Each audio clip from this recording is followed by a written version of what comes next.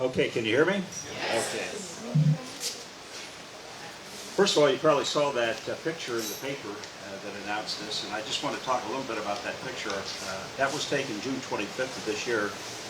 I was at the Reno-Beenten site, and I'm an interpreter. I'm a member of the Friends of the Little Bighorn Association, Friends of the Little Bighorn Battlefield Association, and we're affiliated with the Park Service up there. We're the recognized volunteer group that works with the Park Service up there. And the big event for us is during the Little Bighorn days. Those of us that want to, we travel up to the Little Bighorn Monument, and we serve as interpreters on the battlefield if we want to. I always find myself at the Reno-Beenten site. That's where I like to. That's where I like to go. Just a little louder back. A little louder? Okay, I just got to put it a little closer, I guess. Okay.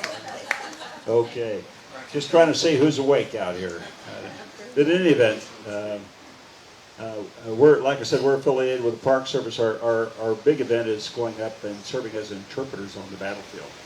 But, you know, the Park Service is great. They have the overall responsibility for stewardship of the land. They maintain the trails, maintain the infrastructure, try to ensure that the history is told relative to the Little Bighorn. And they actually have the White Swan Library, which they have a large collection of books and other things where historians and other people that have an interest in the Little Bighorn can go and do research. But that's pretty much by appointment. This is the agenda. These are the things I'm going to go through. The first bit of these I'm going to try to go through rather quickly because I want to get to the battle itself. Actually, I want to get to whether Custer disobeyed orders or not and the battle itself. So first, in terms of just kind of a little introduction, I will say Custer is viewed differently, both in terms of movies and books. He's a hero or a villain, and it's the same way with Reno and Beenten. They're heroes or they're villains, just depending on what accounts you read. There's some 3,000 plus books written on Custer, it's been estimated. Over 30 movies made on Custer or the Battle of the Little Bighorn, and countless numbers of TV episodes plus documentaries on the A&E channel, the military channel, or the history channel. With regard to some of those movies, you don't mind if I walk around, do you? You're doing the taping here? I can see these slides better over here. I like to walk around anyway. There's a lot of movies been made. You probably all remember Errol Flynn and They Died with Their Boots On. I really like the name of that movie, They Died with Their Boots On. It's like they were on duty when they got killed, kind of a thing. And of course we have Custer of the West with Shaw. He played the Custer role. And The Great Sioux Massacre was another movie made, I believe, in 1965 about the Battle of the Little Bighorn. This one had a little bit different view of Custer. In this one, Custer was trying to become president, and he orchestrated the whole battle, so he was the only commander out there with hopes of winning and propelling him to the presidency of the United States. But I'd like to say these three movies, they're only a sampling of the movies out there, have one thing in common, and that's that they're not very historically accurate. They're fun to watch, but they're not very accurate. And this movie, The Son of the Morning Star, well, it's not totally accurate either, but there's a lot of accuracy in this movie. Now, I know everybody's not going to go home tonight and buy Custer books, but if you want to watch a relatively good movie about Custer, The Son of the Morning Star, I think, is a good movie. It was a miniseries. I think it was made in the 1990s. The only bad thing is it was never converted to DVD. You have to buy it on VHS. So in terms of the eyewitness account, I think a lot of people kind of know this. You know, you think everyone died at the Battle of the Little Bighorn, but really everyone didn't. Everyone on Last Stand Hill basically died, but the troopers that were on the Reno-Beenten Hill, most of those survived. There was over 300 survivors at the Battle of the Little Bighorn. And you get some books that were printed. One was by Walter Camp, Custer 76. And what Walter Camp did was he interviewed a lot of the warriors as well as soldiers that survived, and took their interviews and put it in this book so everybody could see what these different people said, at least what their knowledge was about the Battle of the Little Bighorn. There's the Beenten Golden letters. Beenten was a captain. Golden was a private, and after the Battle of the Little Bighorn, for a number of years they exchanged letters. and talking about the Battle of the Little Bighorn. Well, those have all been, you can buy that in the form of a book now where all those letters are published. And Hardoff published a book called The Indian Views of the Custer Fights. And in this, what he did was he went around to primarily the warriors that were in the Battle of the Little Bighorn and interviewed them in terms of what their perspective on what took place at the Battle of the Little Bighorn. And then there was the Reno Court of Inquiry. This was interesting. Right after the Battle of the Little Bighorn, a lot of the blame was initially placed on Custer. This was true of President Grant, General Sheridan, General Terry. All of them placed the loss kind of on the shoulders of Custer. But as time passed, and it didn't take too much time after that, Custer had defenders, and then there were people that attacked Reno-Beenten in terms of cowardice or just failure to act. And so they became the targets of a lot of criticism related to the loss of the Battle of Little Bighorn. They also had their defenders as well. But I guess Reno really couldn't take this, so in 1879 he requested there be a court of inquiry to investigate this. And I guess the best way to explain what a court of inquiry is, in the civilian world, I guess it'd be like a grand jury. It's not like a jury trial where someone finds you guilty or innocent, but the court of inquiry is just listens to the testimony, looks at the evidence, and makes a recommendation about whether there should be a court-martial. And so, I mean, I would think if I was him, I wouldn't want people to look at me that could make a recommendation that I have a court-martial and could end up going to jail. But nonetheless, that's what he did. When it was all said and done, basically what the court of inquiry did was basically said all the officers performed excellently, and they weren't going to wreck anybody to be court-martialed. Well, the country, many people in the country were astounded by this, and it reminds me of when the Warren Commission came out with a report on the Kennedy assassination. There was immediately a bunch of people that disagreed with it and came up with these alternate theories. There was more than one assassin, all that kind of. Well, the same kind of stuff happened after the court of inquiry. But nonetheless, there's a lot of what that is there's this testimony where people took under oath. A lot of the mostly officers, but officers enlisted and others, in terms of they provided under testimony, under sworn testimony, tell the truth, whole truth, nothing but the truth, what happened. So it's a good source of information. I usually, when there's something's in conflict, I just default to that. That to me, it seems like it may not be actually true, but it seems like that would be probably the best source of non-biased information. Just a brief background for Custer. He graduated from West Point in 1861. He made brevet major general at age 24. I believe it was on March 13th, 1865, he made brevet major general. Brevet rank is a temporary rank. They no longer have that. But during the Civil War, there was a lot of volunteer groups that were created and all that kind of stuff. So they had this temporary rank. But a major general is a two-star general. I mean, from a second lieutenant to a two-star general in a period of about 40 years just seems astronomical. And today, Custer is the youngest two-star general that's ever been in the United States Army. In 1867, he was court-martialed and found guilty on numerous charges. This included, he was absent without permission. He took a couple of troopers with him and rode a couple hundred miles to visit his wife, Libby, and then came back to the fort. I think a couple of the troopers died on that trip. He denied wounded soldiers medical treatment. I believe these were soldiers that they thought had deserted, and he shot deserters without a court-martial. So doesn't seem like a very nice guy in the scheme of things. But nonetheless, he went to trial, he was court-martialed, and he was convicted, and he was essentially booted out of the Army for about a year. After about a year, the General Sheridan and the other commanders that were in charge of the West in the Indian Wars, they pleaded to have him reinstated because he was kind of a good Indian fighter. And he was, in fact, reinstated after about a year of that. You'd think someone like that would go to jail or something. Anyway, he got reinstated after a year. And this is just kind of another example of what was referred to as Custer's luck. You know, he seemed to have a charmed life, and except for the last day, the Battle of the Little Bighorn, he just seemed to get by with a lot of things. I think the number of horses that were shot out from under him during the Civil War was something like 11. And there was a lot of horses shot out, but he survived all of that. And in 1876, this is just prior to the Battle of Little Bighorn, he was called to testify before Congress about things that were going on relative to the Indians. And he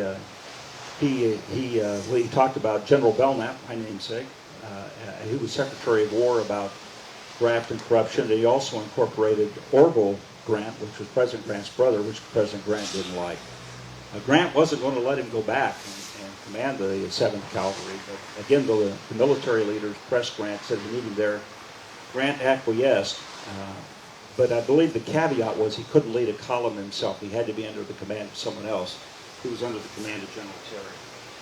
In terms of the number of warriors, I'll pick a number.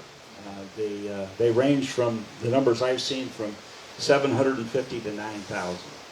And this is just only a sampling. There's many more. I think what we know is that the lower numbers were estimated before anybody actually saw the village. So, and everybody agrees the village was a lot larger than the original estimate. So the lower numbers are probably not accurate. 9,000 just seems way out of whack. And typically what you do, or I should say, typically what some people do in research when there's an outlier out there, they just disregard that in terms of their analysis. I just kind of use the numbers when I talk about it. I like the numbers between 1,800 and 2,500 as the number of warriors. 1,800's a notch above the lower numbers, and the 2,500 is kind of in the center of mass between the numbers that run about 2,000 to 4,000, something like that. But you know, the difference is, I mean, even if it's 2,500, the outnumbering becomes quite significant. And I'll show you that as we progress. Kind of the background. In 1875, the Sioux started leaving the reservations in large numbers. The U.S. government ordered that the Native Americans go back to the reservations by January 31st, 1876. And in the bold print here, when many of the Native Americans did not comply, the U.S. Army was ordered to round up the Native Americans and take them back to the reservation. That was the big intent of what was going on at the Battle of Little Bighorn. You know, if these people aren't complying, they're considered hostiles. We need to gather them up and send them back to the reservations. In terms of the orders, big picture, General Terry, Colonel Gibbons, and General Crook were basically, they were to come in on 3 columns and surround the Native Americans and overpower them. But Custer worked for Terry, and he operated separately. I mean, they weren't together. He was at a different location. So the orders from Terry, and these were written orders, basically said, he starts off by saying, and actually Captain Cook wrote the letters on behalf of General Terry. So basically what he said was that General Terry, I put this in bold letters, directs that you proceed up the Rosebud in pursuit of the Native Americans. Well, direct is one of those words that means you should do it. You're obligated. It's like the word shall. You're mandated to do it. And this was just a proceeding where he was to leave from his current location up towards where the Indians were at. And he did do that. He followed that particular direction. The orders went on to read that you should proceed up the Rosebud in pursuit of Native Americans. Here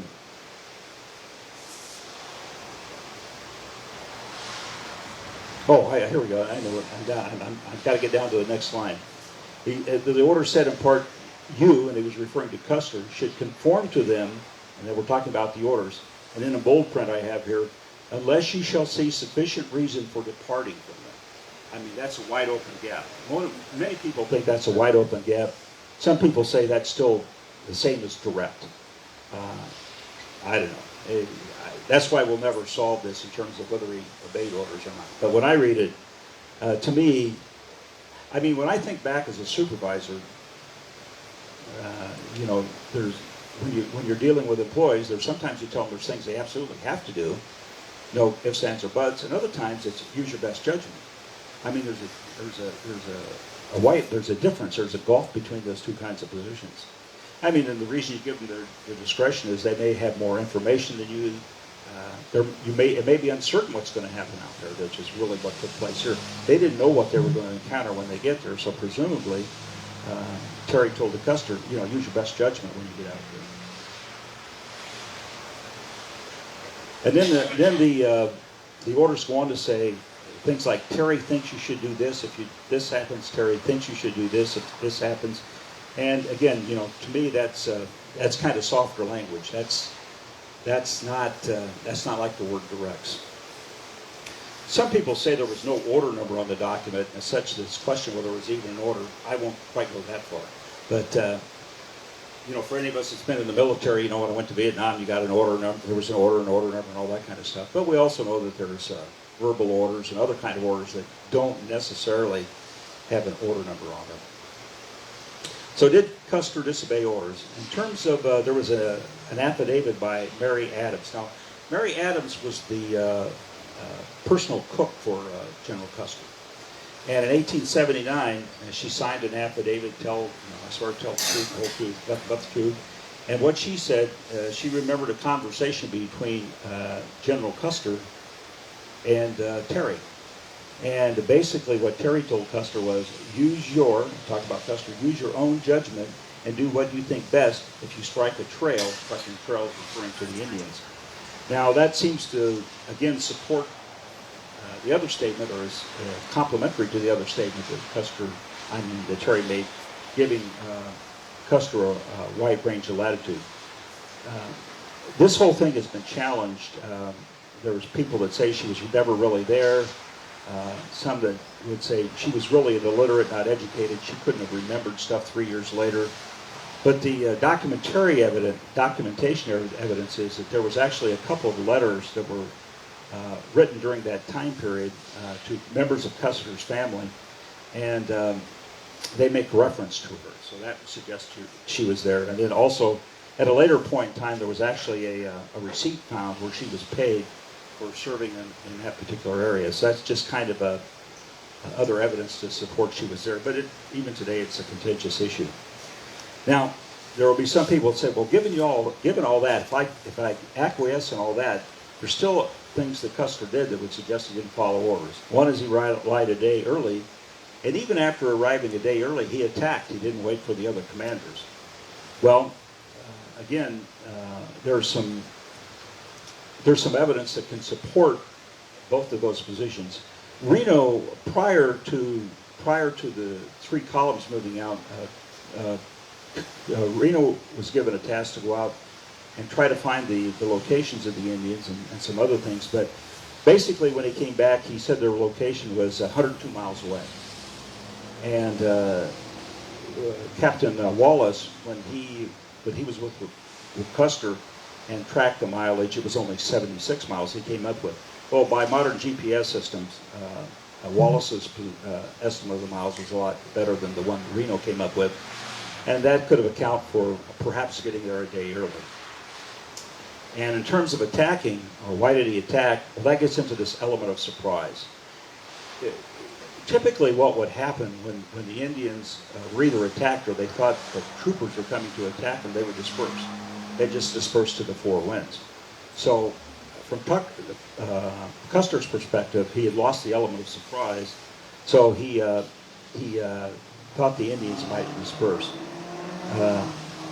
There was a couple of reasons he thought he lost the element of surprise. On the night march, they had found out they lost a couple of boxes of supplies. They sent troopers back to get those supplies, and when the troopers got back there was several Indians that had already found those supplies. So they thought they have lost their element of surprise. Also, on their trip to the Crow's Nest, is a place where they kind of had an encampment before their charge. They saw a couple of Indians riding off, and again thought they lost their element of surprise. And then the next day, on the 25th, they were riding down. When they were riding down towards the Indian village, they ended up, there was something in the neighborhood of 40 to 50 Indians that were riding away from a place called Lone Teepee, which was a burial site. And again, they thought their low element of surprise. Now, what occurred here is before they got to Lone Teepee, Custer divided up his command. And this is kind of the structure of what his command looked like. Custer was over a regiment. A regiment had 4 battalions, and each battalion had 3 companies. So it looks something like this. Now, when you look at, when he originally broke it up, originally Captain McDougall was separated from his battalion. He was in charge of watching the ammunition packs. He was to make sure that the Indians didn't take the ammunition. Captain Benteen was given the task to move to the left, go through the valleys, and any Indians he found, to capture them or move them back towards the village. Benteen was to take his battalion, no specific orders, but move toward the village. Custer would take the other 2 battalions, the 5 companies that remained in the other 2 battalions, and he would also move towards the village. But again, no specific guidance at that time in terms of what they were going to do. It's interesting, when Benteen got the order, he asked Custer, he says, do you really want to divide up the command before we know the number of Indians that are out there? Custer says something to the effect, you got your orders. At the court of inquiry, Benteen was to say, Custer had no plan at all. This is no plan at all in terms of, at that point in time, in terms of what his plan was. He said that him being sent to the left to look for these Indians that might be there was just an absolute senseless order. It made no sense that he had to go there. He referred to the Custer fight as a panic-stricken rout, and actually, he was asked, basically from Reno-Beenten Hill, if he could have gone to support Custer on Last Stand Hill, and his response was, yes, sir, and we would have all still been there. We'd have all been killed. So that was kind of Benteen's perspective of this. Now, I'm gonna refer to this map quite a bit. This is my best version. I'm not a map drawer, so you have to forgive me a little bit. But this is my best version of a map. And in the red here, we see this is where actually after Benteen got his orders, his follow-on orders. This is the way he went. This is the Little Bighorn River. The Native Americans, their encampment was over here. This stretched actually several miles. It was a lengthy encampment.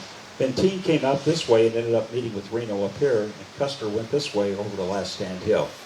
What these little squirrely things are here, that's where the bluffs and ravines are. That's for the valley floor up to the top of the hill there. At least that's what that's supposed to represent. And kind of all around the river, there was a lot of timber. I don't show timber here, but there was actually a lot of timber around the river area. So what happened was once the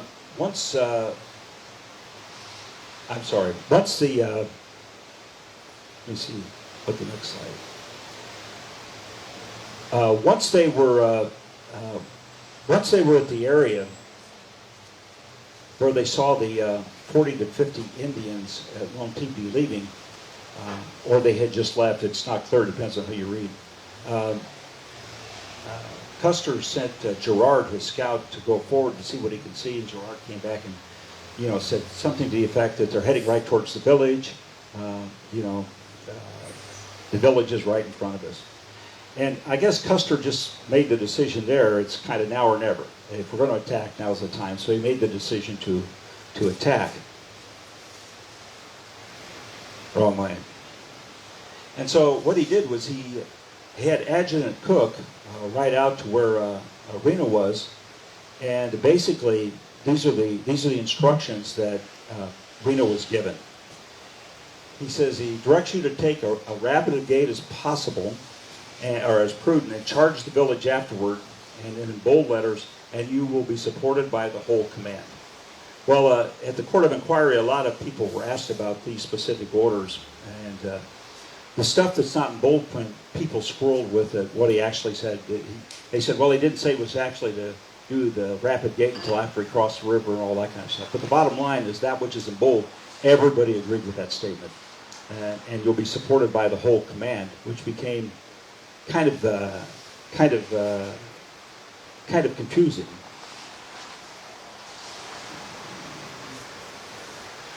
So Whoops. So basically, this was the attack plan. This is after Custer gave the orders. This was basically what the attack plan, the final attack plan was. You know, Reno-Beenten with these three companies would go to the left and search in the valley for Indians and stragglers out there. Reno would attack with these three companies, and Custer with these five companies would support Reno, whatever that means. So, Reno gets the information from Captain Cook, and when he gets that information, he basically hasn't crossed the river yet. He's on this side of the river. And after he gets that information, he gets to the river. It's not a real quick cross. He goes across as quick as he can, but you know, horses want to drink water, soldiers want to fill their canteens up to make sure they got a canteen full of water. He gets to the other side as quick as he can, and then he starts his rapid gait or his rapid charge towards the Indian village. Well, between the river and where he set up the skirmish line, he sent two messengers back to Custer, and both of them basically took Custer the same message, which was, hey, this village is a lot bigger than we thought. There's a lot more warriors than we thought, and they're not running. They're staying and fighting. Now, we know those two messengers made it back to Custer because they stayed with Custer. They worked their way over to Last Stand Hill with Custer, and their bodies were recovered there. So we know that Custer got that message. So as Reno's moving down here, he gets to within about, 400 or 500 yards of the edge of the village, and he decides to hold. He decides there's just too many Indians to attack. It would just get wiped out. So he set up a skirmish line, two companies in front, one in the rear, every fourth trooper holding 4 reins of horses, so it reduces your firepower by 1/4. And it's kind of interesting, they had single-shot rifles. The ammunition they carried 100 rounds with them for the rifle ammunition, 50 on their person, 50 in their saddlebags, and then they had 24 rounds of pistol ammunition with them. So each soldier had 124 rounds of ammunition. And what they would do, one of the things they would do was they would put the shells between their fingers. So after they fired a shot, they would eject one, they could take it out, and they could load it pretty quick if they wanted to do that. Girard was later on to say that they could actually shoot 7 to 12 rounds per minute if they want to. I don't think they'd want to shoot that quick. 12 rounds per minute would mean that in 10 minutes all your ammunition would be gone. But the whole idea is that even if a single shot, you can shoot. That's the bottom line. You can shoot pretty quickly. Well, in any event, while they were at the skirmish line here, Reno was concerned. He was concerned about running out of ammunition, and he was concerned about, this was an open area. There were no trees or anything. It was in the flats. And he was concerned about being outflanked on either side, and even the American natives, the warriors coming in from the rear. And so he ended up making a decision that he was going to retreat from here over into the timber area. They retreated over into the timber area, which is, by all accounts, a lot more defensible position. You know, you can hide behind trees and all of that kind of stuff. So they retreated over to the timber area, and still many of the same concerns. They were still concerned about being outflanked. They were concerned about running out of ammunition, all of those kinds of things. Now, while they were over in the timber area, at that point in time, that's when Custer came across here. When they were in the timber area here, that's when Custer came across this area. And he got on a point called Sharpshooter Ridge where he could see down here. And Custer saw that it was a pretty big village. And what he did was he had Sergeant Knipe, and he did that through his brother Tom Custer. He had Sergeant Knipe go back and find McDougal with the ammunition, telling McDougal to accelerate the pace, bringing the ammunition. And then in addition to that, you probably heard the story about John Martin's note, Benteen come on, big village, be quick, bring packs, that kind of stuff.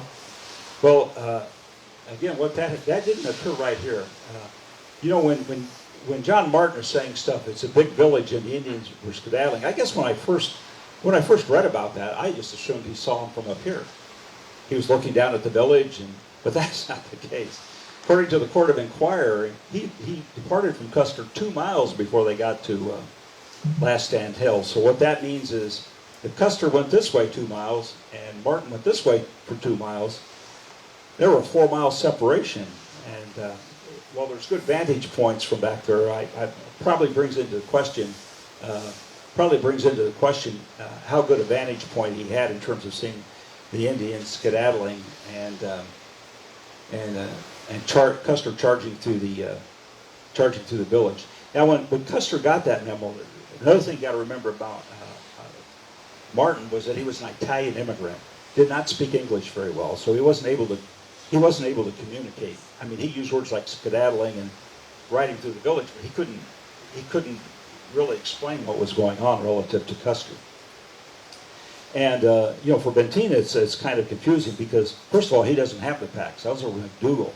So he's thinking, well, does Custer think I have the packs? And if I have to get the packs, am I supposed to go back and get the packs and then go up and join Custer? It's kind of a confusing thing for him. But he makes the comment here, well, if he wants me, he being Custer, well, if he wants me to hurry, how does he expect I bring the packs? If I'm going to be of any service to him, I had better not wait for the packs. So what Beenten did was he sent a messenger back to McDougal telling him to accelerate his pace. And then Beenten just went on the trails that Custer went on, heading towards where Custer was at.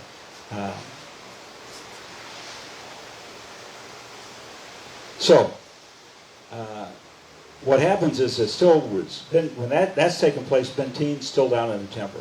I'm sorry, Reno is still down in the timber, and he decides that the position is untenable.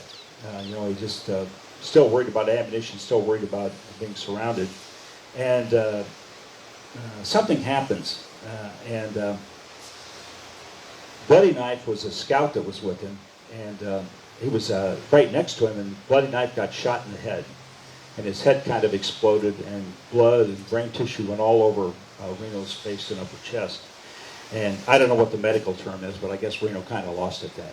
And he told his soldiers, or he told his troopers to mount and dismount and mount and dismount again a couple times like that. And then he led a retreat out of the area. I mean, he had tried to coordinate it, but many troopers were still left down there. Many troopers didn't know that they were supposed to retreat out of there, or presumably so. And the other thing that took place was Lieutenant Barnum says that there were wounded soldiers there, and he was trying to get those retreating soldiers to help the wounded, but no one would stop. So they ended up leaving all the wounded down in the timber area. When they got to the river crossing, it was pretty treacherous. That's where most of the troopers got killed. It was about a 5-foot drop from the top of the bank to the water. The water was 40 feet across, and at its steepest point it was saddle high, and on the other side it was a steep incline. So that's what they did. They had to cross that river crossing. Again, a number of troopers died there, and then they eventually, those that made it way to the top of the hill. Once they got to the top of the hill, Reno told his men to try to set up a skirmish area the best you can. And kind of good fortune for them, about 10 minutes after they got there, Beenten came. And so Beenten met up with him. And Beenten had his troopers share their ammunition with Reno's troopers and that kind of thing.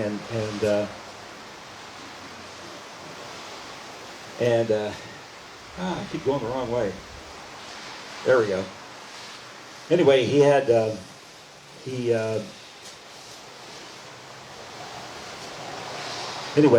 his troopers share ammunition with the Beenten troopers there.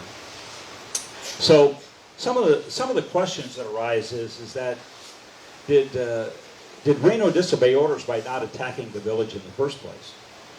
And that's another kind of thing people talk about. My spin on that was at the time the orders were given,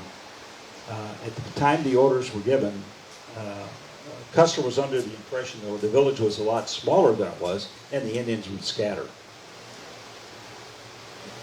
By the time Reno got to where he could have attacked, he realized that the village was a lot bigger than anticipated, and the Indians weren't weren't retreating; they were standing in attack. So, and he thought he was outnumbered, and it would basically just be suicide to do it. So to me, that gets into the question: an order's been made on faulty data. Are you still obligated to do it? And you know, my answer, I don't know what the legal military answer is, but to me, if all that information is correct, it was a wise decision not to attack the village. And just for some, I got some ratios in here. If the number of Indians were really 1,800, compared to the troopers Reno had, that ratio would have been 13 to 1. That would have been the ratio, 13 Indians to 1 trooper. If there had been 2,500 Indians, the ratio would have been 18 to 1, 18 Indians for every 1 trooper. And if for shucks and grins there had really been 9,000 Indians, the ratio would have been 64 to 1. But it's probably more like somewhere between that 13 and 18. And then Sergeant Winthrop said Custer's mistake was dividing his command. In other words, and General Sheridan said this too. A number of people think that Custer would have been better off not dividing his command, so probably leaving McDougal in charge of the ammunition, but taking the other 11 companies and just charging the village.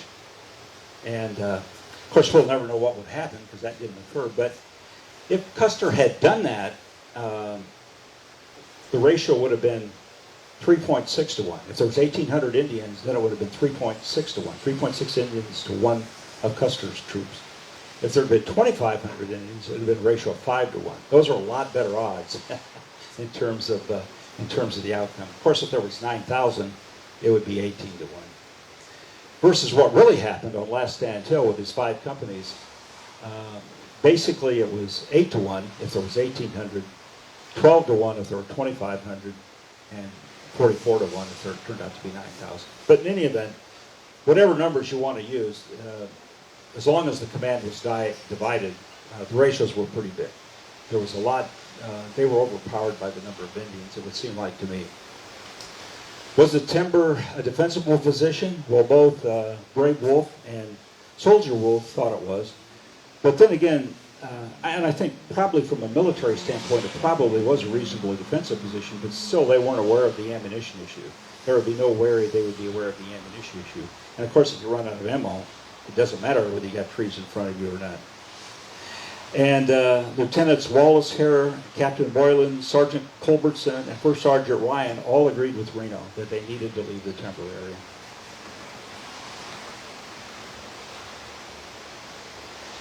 Sergeant White was to say that if Reno had stayed in the timber, those warriors fighting Reno would have not been diverted to fight Custer, and that's technically true, assuming that they could have lasted long enough so that they wouldn't be diverted. And also, you know, Reno didn't know what Custer was doing. He thought Custer was going to support him, come in right behind him, and he never did. And throughout the skirmish area, the timber area, he kept thinking, where's Custer, where's Custer? So that seems to be not something that I guess we would expect him to think of, because he didn't know what Custer's plans were. 2 moons indicated if Reno had not joined with Benteen, he would have suffered Custer's fate. Probably true. See? They agree too. Anyway. So, once they get on the hill, Reno and Benteen discuss the Martini note. It's Martini or Martin, depending on whether you use the guy's Italian name or his, I guess his American name. Some refer to him as Martini, some refer to him as Martin. Anyway, they discuss the note. Reno makes the decisions they're going to stay. They're going to stay on top of Reno-Beenten Hill. And what happens is Reno had heard that Lieutenant Hodgson had been shot down by the river crossing. And what happened is, this is kind of documented. He got shot before he got to the river. He grabbed onto the stirrup of a soldier who was crossing the river. So they dragged him across the river. When he got to the other side, he stood up and got shot again and died down by the river. But Reno decides he's going to go down and check on Hodgson to see whether he's wounded and needs help or whether he's dead. He goes down the hill and finds out he's dead. But before he goes down to the hill, Captain Weir comes up to him and says they can hear gunshots, and they know presumably they know it's Custer. And he wants to ride out to where Custer's at and see what's going on. And Reno, on no uncertain terms, says, you can't do that. Decision's been made, we're staying here. So Reno goes down the hill, finds the body, comes back up the hill. Weir's gone. Weir's headed out to in the vicinity where the gunshots are taking place. Lieutenant Edgerly, who is his second in command, sees Weir leaving and thinks they have permission to leave, so he takes whole Company D in tow. So all of Delta companies heading towards Weir Point. So again, this is just a rough map, and this is basically the Reno-Beenten Hill. This is Weir Point or Weir Ridge, and this is where Custer's at over Custer Hill. Well, the story gets a little confusing after this, because the next thing that happens after Company D leaves, Captain Benteen takes 3 companies in tow after that. Captain Benteen said he did that on his own volition. Major Reno said that he ordered Captain Benteen to do that. But then after they left, eventually, after the packs got in and they kind of took care of the wounded, Reno brought up the rest of the troopers. So eventually they were all heading towards Weir Point. Now eventually Benteen and Reno catch up with Captain Weir. Captain Weir's on Weir Point. And actually what he said was, at one point in time when he got there, he saw, and actually over there you can actually see, it's a downhill view, you can actually see, and it's still like 4 miles away, but you can actually see the Last Stand Hill area. And what he saw was the Indians shooting into the ground, what appeared to be shooting into the ground. And so what people believe that probably was them shooting the wounded, or anybody they thought was wounded, just killing the wounded off. But when Benteen and Reno got there, all 3 of their story was the gunfire completely subsided. And so they just, whatever happened over there, they soon was already over. And then they saw a lot of warriors coming their way. So Benteen wanted to stay where they were at and set up a skirmish line, but Reno overruled him and said, the other positions where we started from is more defensible, it's closer to the water, and besides that, the packs and the wounded have barely left. It would be a lot easier to get them back to that position than bring them up a mile. So they decided to go back to their original spot.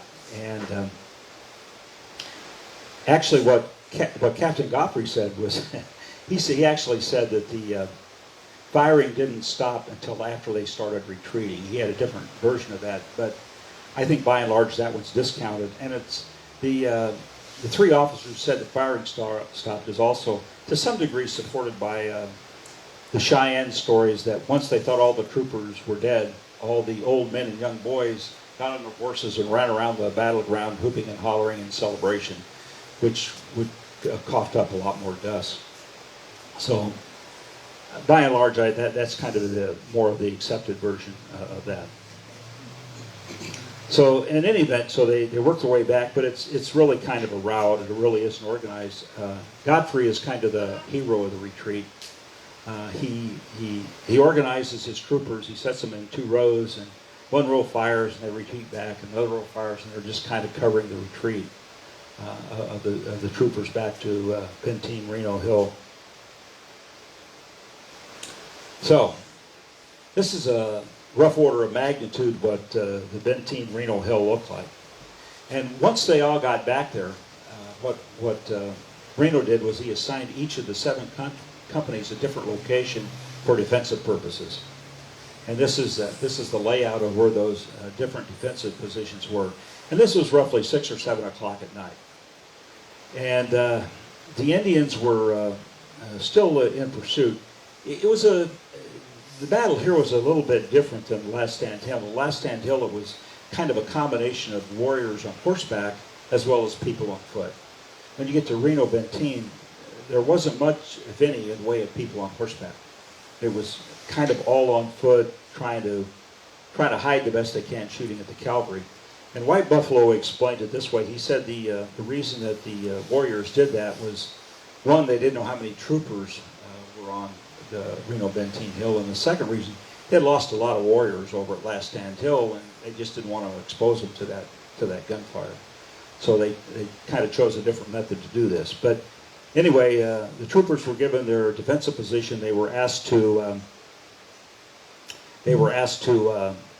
as best they could, dig pits to hide in, because there was nothing. It wasn't like there were trees up here. It was just pretty much open ground and sagebrush and some bushes and stuff. And best they could to come up with barriers to hide them. Sometimes they would get saddles off the horses to hide behind. When horses or mules were killed, they would drag them around and put them in front of them to hide behind. Things like that. And in any event, but there was gunfire between the troopers and the Indians until it was dark. It got dark around 9 or 10 o'clock at night. And even after dark, there was perhaps some light gunfire taking place. But the first night, Reno-Beenten joined forces. Did they disobey Custer's orders? That's another intriguing question, because they got that thing, be quick, bring packs kind of thing. And let's see. Basically, what Reno said at the Court of Inquiry relative to that, he said we didn't need to be quick to aid Custer. Custer had 225 men, and that was adequate. Said he had no confidence in Custer's ability. Then he said beyond that, Custer was dead when Reno got out of the woods, so he was not required to obey the order.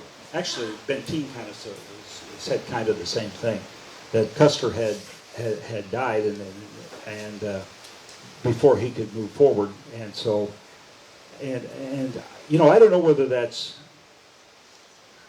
I'm not a military legal scholar, but saying you don't have to obey orders after someone dies kind of resonates with me. It sounds like it might be true. I guess when I think about if you got a power of attorney on someone and they die, the power of attorney is no longer any good. And if you've ever been to a change of command ceremony, almost one of the things the new commander always says, or if they change of command, they do it very quickly, is all standing orders remain in effect unless otherwise notified, or something to that effect. So they're indicating they're continuing on with the orders of the prior commander. So there may be some truth to that. I'm not really sure.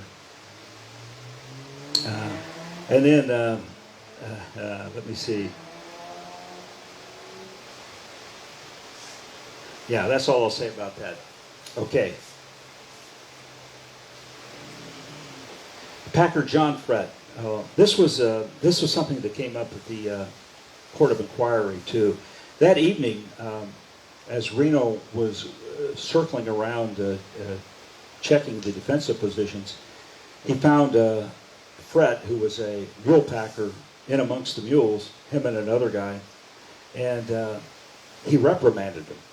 The way he said it, he said his order was every able man would be out on the defensive position, and asked Frett why he was there, and Frett gave him some reason, some BS reason, and Reno got angry and hit him and pulled a gun on him. Said if he caught him in amongst the mules again, he would shoot him. Well, this was actually brought up at the Court of Inquiry, and Frett and another packer named Churchill basically said Reno was drunk. They said, yeah, he was drunk and he hit him and he threatened him and all that kind of stuff. Reno said he admitted it, he hit him, he admitted he threatened to shoot him, but he wasn't drunk. And you see the names below there, Matthew, McDougal, Wallace, and Godfrey, basically all came to Reno's defense. They either said he wasn't drunk or he showed no evidence of being drunk that night. And the Court of Inquiry said nothing about it. So apparently they kind of accepted that position. Abandoned Reno-Beenten Hill. This was something that was brought up many years later by Godfrey and I can't remember the other officer, but two of the officers brought it up that that first night what Reno was proposing, that they abandon the site and then asked about the wounded. What they said, Reno said, well, we'll just leave the wounded.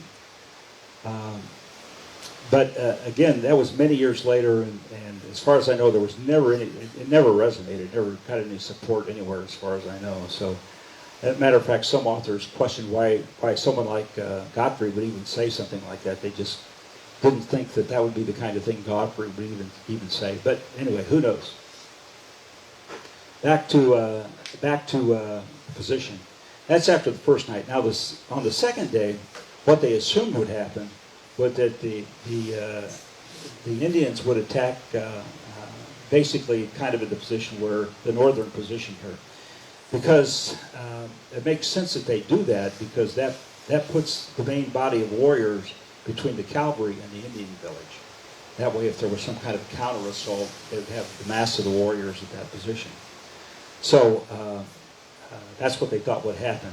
We see Benteen's at the other end. He's kind of at the south end, and he was kind of lackadaisical that first night. Didn't spend a lot of time developing or digging the pits and all that kind of stuff, coming up with a defensive position. But what happened on that second morning is they attacked from the south, not the north. And actually, they got very close. And Benteen went over to Reno and says, "I need to have support." I said, "They're going to overrun me, and if they overrun me, then the whole position up here is lost." So Reno, I believe, sent Captain French to help him. Those troopers were kind of PO'd because they had spent the night building good defense positions. They're going to a position that doesn't have good defense position. But interestingly enough, what Benteen did was he decided to have a charge down the hill, much like a Colonel Chamberlain at the little round top at Gettysburg. He had a charge down the hill. Didn't go very far, 10 or 15 yards, but it was sufficient enough to scare off the Indians from their attack. And there were still Indians down there the rest of the day, but there was no real major attack from that position. There was attempts on the northern side after that, a couple of attempts to attack the cavalry. And interestingly enough, Benteen went over to that side and led a charge on that side as well. Had some troopers. They led a brief charge, and it I don't know, it spooked the Indians enough, or whatever the right word is, enough. It kind of, their attacks kind of subsided. Probably the other most noteworthy thing that happened on that second day was you see the area, it says ravine to water. And water was in short supply. I also might mention that first night, the doctor, Porter, just talked about how awful it was being a surgeon that first night. He had wounded he had to take care of. He was afraid to light a fire because he was afraid an Indian sharpshooter might shoot him. There was a lack of water. A lot of wounded people couldn't get water. There was wounded animals that were braying and doing whatever they do when they're screaming, when they're in pain. And it was just not a good thing. And actually, I think there was 150 mules in total. I believe 54 were killed. And by the second day, I guess they were getting pretty ripe. And if you can imagine, they're being bloated, and then an arrow pierced that bloated area, or I guess it was just really putrid up there around that second day. But in any event, there was a shortage of water. They didn't want to order. Reno didn't want to order anybody because it seemed like a suicide mission to go down and get water. But they found 16 troopers that volunteered to do it. So those 16 troopers took buckets of water, went down the ravine to get water, and there was like 4 sharpshooters that kind of provided protection for them. And so I don't know how many trips they made up and down, but eventually, of the 25 medals of honor that were awarded at the Battle of Little Bighorn, those 16 troopers got 16 of them. That's where the mass of the Medal of Honors went to. Interestingly enough, no officer got a Medal of Honor at the Battle of Little Bighorn. It was all enlisted folks got medals of honor.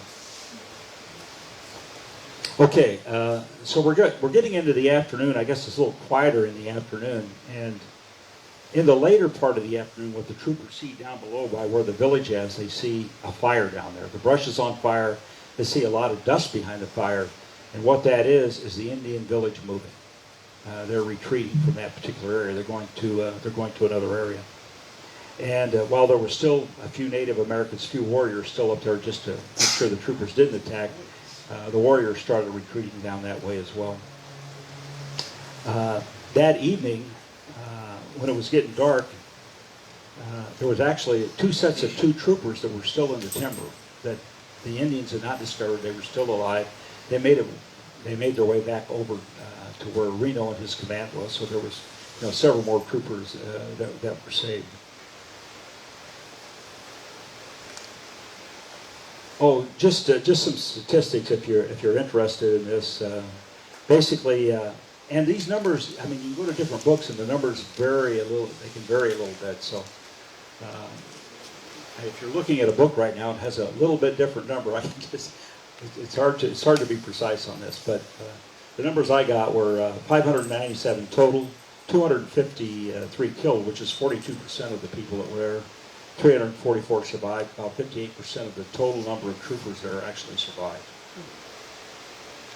The third and fourth day, on the third day, General Terry arrives, 10, 11 o'clock in the morning. He advances to the Reno-Beenten Hill, and basically he notifies Reno that Custer and all of his command were dead. I mean, everybody was kind of astounded. They just didn't imagine that's what happened to Custer.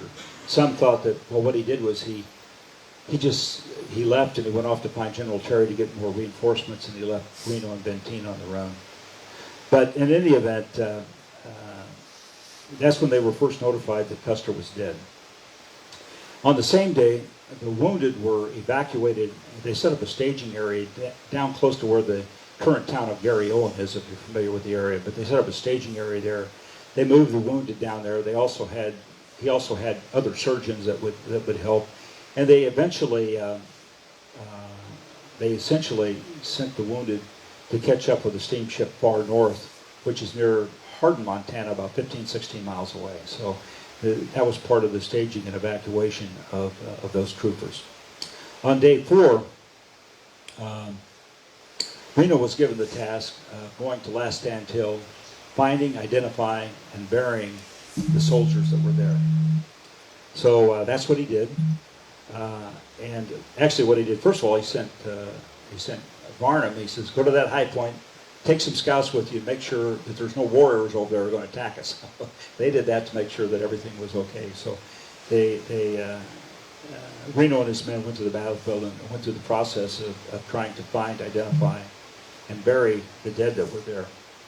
And, they had been out and, a day and a half or so in the hot sun, so there was, again, bloating of bodies, plus many bodies were mutilated. The Indians had mutilated a lot of the soldiers there, so a lot of them couldn't be identified. But nonetheless, they didn't have much in the way of any kind of entrenching tools, shovels and things like that. They did the best they could. For the enlisted folks, they dug about a 6-inch grave, put the body in it, and covered it up with dirt. And then what they did is they put a stick or a pole from a wigwam, if they could find it, cut them off and put a stick in that area to indicate that someone had been buried there. For the officers, they got a little better treatment. They dug a hole about 12 to 18 inches, covered it up with dirt, put a stick there. But in the case of the officer, they would take an expended cartridge, they would take the shell, write the officer's name in the shell, and pound it into the wood, so they would know that that's where an officer was buried. I can't remember the exact years, but a few years pass, and the government decides that these soldiers need a better burial, so they have folks go out, find out where the current soldiers are buried, and dig a deeper grave. So they went out, find whatever they could find left. They weren't very deep. Animals probably ate at them, and all kinds of things like that. But they buried them a little bit deeper. And then later on after that, they decided, well, they were going to just kind of move them all to that single place on Last Stand Hill, that one burial spot where all of them were going to be buried. So there was another group of folks that went out and did that. Then a little bit later, they said, well, it'd be interesting if we have those markers up where those people fell. So they sent out another group, later on, trying to figure out where the people had actually fallen and where those burial spots were at to put up those markers. So a lot of that happened. And actually, as far as I know, the last remains of a trooper were found in 1958 on the Reno-Beenten side. That person, I do not believe, I think he just went to the National Cemetery. He didn't go into the common grave. And Custer ended up at West Point. Custer ended up being buried at West Point. That's where Custer is being buried at. On July 4th of 1876, 236 of the surviving soldiers, basically from Benteen and Reno, signed a letter to the president. And in this letter, they basically were saddened by the loss of Custer and all the troops that were there, But they recommended that Reno be promoted to lieutenant colonel and be given command of the 7th, and Benteen been promoted to major and be given the executive officer position. Now, I guess to me that that was roughly 2/3 of the soldiers that survived. It just seemed like if they were willing to say that, a lot of them didn't think they were necessarily really all that bad of officers. But you can use your own judgment on that. And with that, that's an hour and 2 minutes. So I went over by 2 minutes by my clock. So my time is up. And let me show you this too. I mentioned the Sun of the Morning Star. I didn't talk about all these things, but all these things appear in that movie. I talked about many of those things. That My Lie on the Plains, that's a reference to Benteen. There was a book written called My Life on the Plains about Custer. Benteen used to refer to it as My Lie on the Plains. He was not a big fan of Custer's. That whole book was a big lie is what he was suggesting. But in any event, all of that kind of stuff is brought up in that miniseries, just for your information. Just in terms of, I forgot. Yeah, I ended too quickly. Just in terms of conclusions, just a thought. Technology is not the same as it was in 1870s. Technology today is not the same as it was in 1876. The troopers didn't have cell phones or the internet or all that way to communicate. There was just really no way to communicate back and forth other than kind of sending messengers off. So that certainly may have played a role in the defeat of the troopers. I say probably the major cause of the Army defeat was the number of Native Americans. They were just so outnumbered that it almost seems they were just so outnumbered. That just seems to be the major reason. No matter what they did, they probably would have lost. If the element of surprise was lost, it was reasonable to assume that the Native Americans would scatter, but they didn't. That was a reasonable assumption at the time. Custer didn't directly reinforce Reno, but what seems clear is that the mission was not aborted, but possibly the strategy changed. The mission was still to round up the Native Americans and have them go back to the village, but the strategy, rather than coming directly behind Reno to supporting as opposed to going around to Last Strand Hill, was a different strategy. And then again, we'll never know what would have happened if the U.S. Army had accurate information on the number of Indians and the command was not divided up. We'll never know the answer to that. Now I went 4 minutes past the hour, so I'll take any softball questions. Okay, now I'm going to tell you I don't hear so well, so I'm going to go over there a little bit. Go ahead. Okay. Two things. One, can you say some more about Tom Custer? Did he have 2 Medal of Honors during the Civil War? Yeah, the question was about Tom Custer, and the answer to that is, she asked if he had two Medals of Honor during the Civil War, and the answer to that is yes.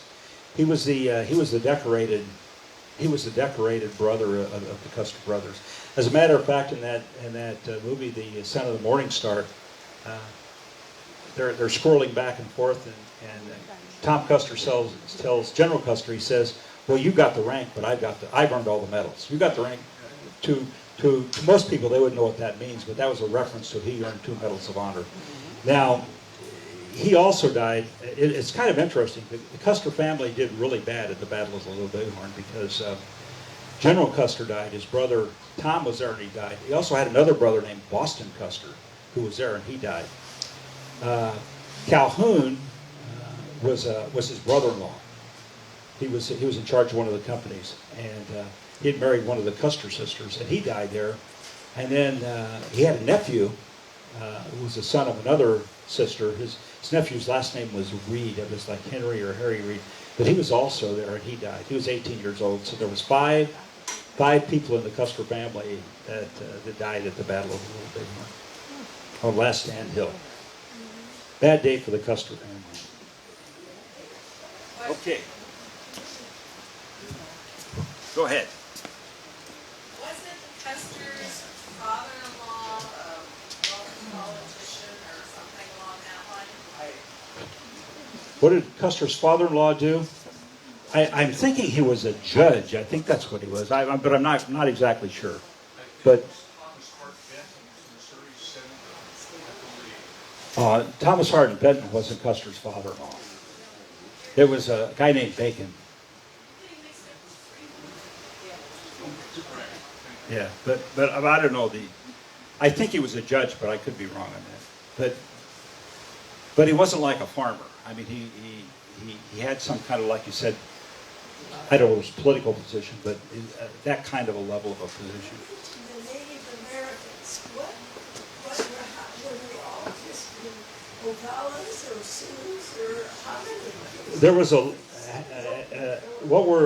I don't know the number of different, there were several tribes there. It wasn't just all Sioux. There were several different tribes there.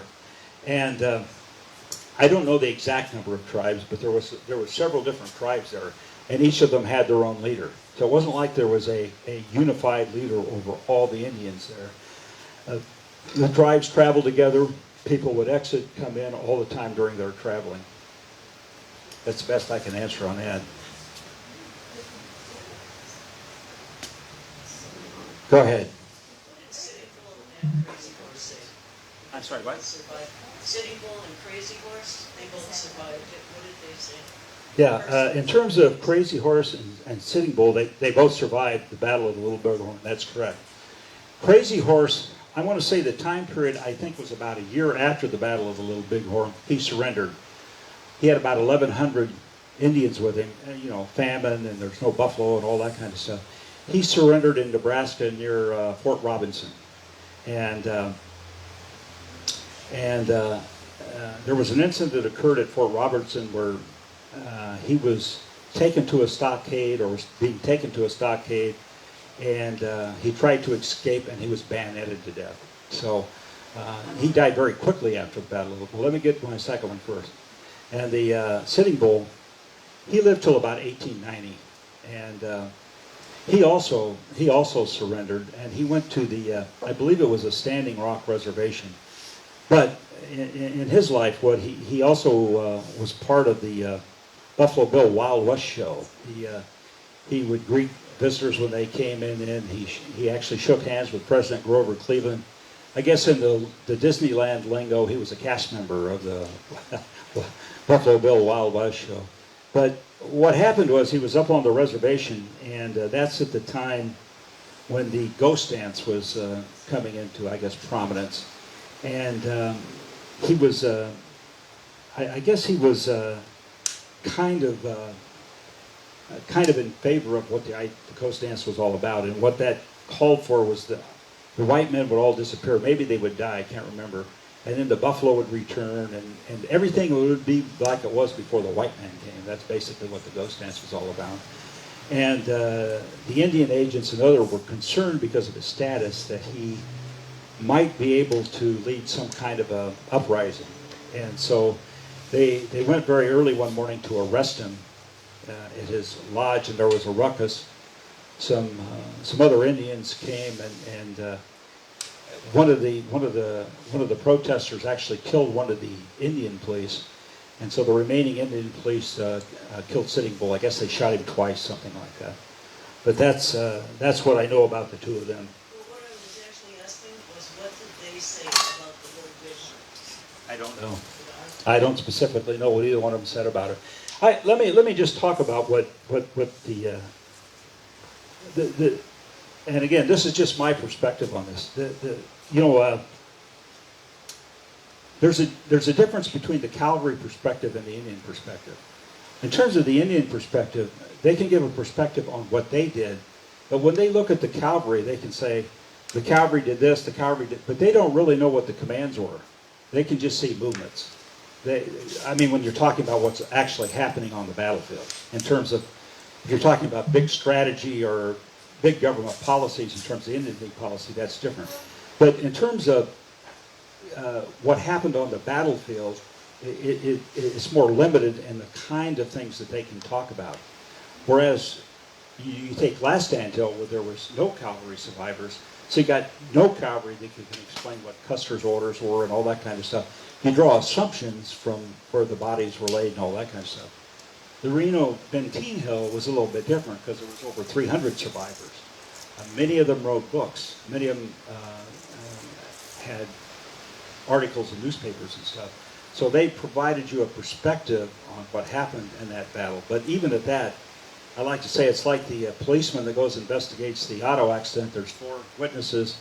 He talks to all 4, and then he wonders if they've seen the same accident. It's kind of the same thing with the people that gave the stories after the Reno-Beenten fight. That's the best I can do. Anything else? We got 2 more people here.